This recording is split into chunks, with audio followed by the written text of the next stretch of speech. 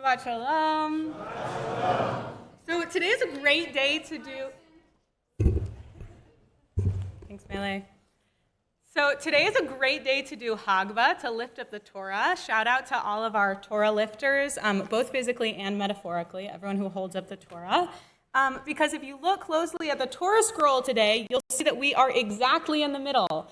On our journey through the Torah, we have one half wrapped around the right Etz Chaim, the right post of the scroll, and we have the other half wrapped around the left Etz Chaim, the left post of the scroll, awaiting us on our journey, right? And Vayikra, the book that we're in, is the middle book of the Torah, and Parshat Kedoshim is the middle parsha.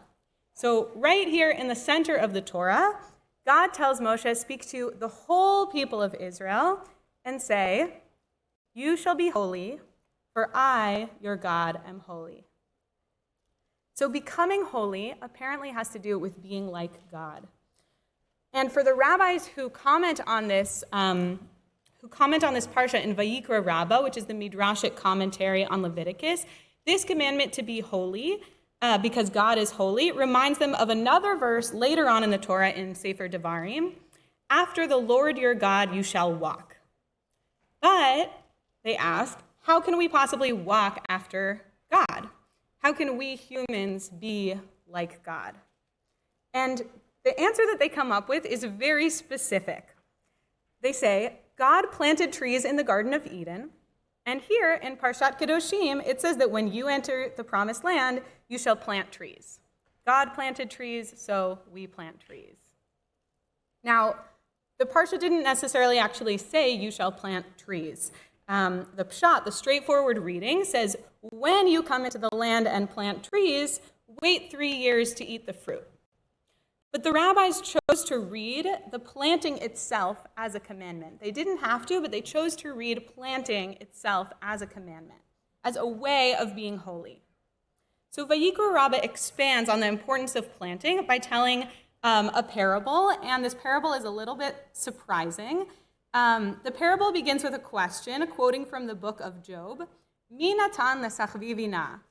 Who gave a chicken wisdom? So I don't know if any of you have interacted with chickens, if you felt like they were particularly wise, but the authors of the Midrash are picking up on a wisdom in chickens. The hen, they write, when her chicks are small, she gathers them, places them under her wings, warms them, digs up grubs for them.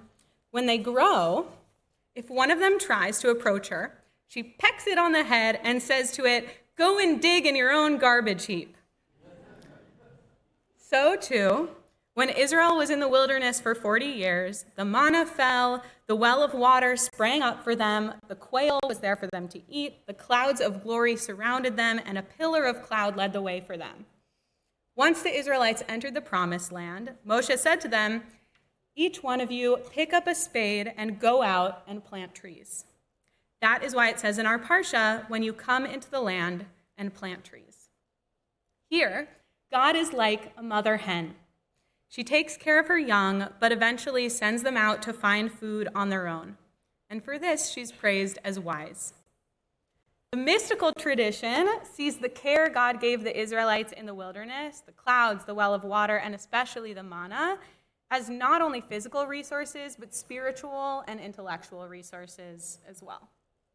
When we're young, our parents, our teachers, our elders teach us what they know and give us spiritual resources they hope will nurture and sustain us. And as we get older, we need to find those sources of wisdom ourselves. The creativity involved in forging our own spiritual and intellectual path parallels God's creativity in actually creating the world. How do we walk in God's ways? How do we be holy like God? We plant, we create, we take what's given to us and find ways to make it our own and share it with others. When we just put the Torah away, we all sang together, Etz Chaim hi lamachazikim ba. The Torah is a tree of life for all who hold on to it, and all who support it are content. Its ways are pleasant, and all of its paths are peace.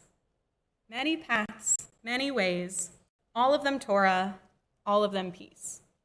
A tree with deep roots and many branches. Today, Kita Hey and Kita Vav are so beautifully leading our tefillah. They've been learning these prayers all year, along with the stories of the prophets for Kita Hey and the life cycle rituals for Kita Vav. Now, Kita Hey and Kita Vav, no one is pecking you on the head and shooing you away right now. But we can say that now these prayers, these stories, these rituals are your own. You get to figure out what they mean to you, how to make them your own. And as for the rest of us, this day when we celebrate Kita Hey and Kita Vav, and when we read this parsha and this commentary, it calls on us to ask for ourselves, what spiritual nourishment have we received from our own parents, our teachers, and our elders? What Torah, what wisdom do we want to pass on to our children and our young people in our community? And for all of us, what is our own unique way of being holy? May our community be strengthened as we all find and create unique pathways in Torah, pathways of holiness and of peace. Shabbat Shalom.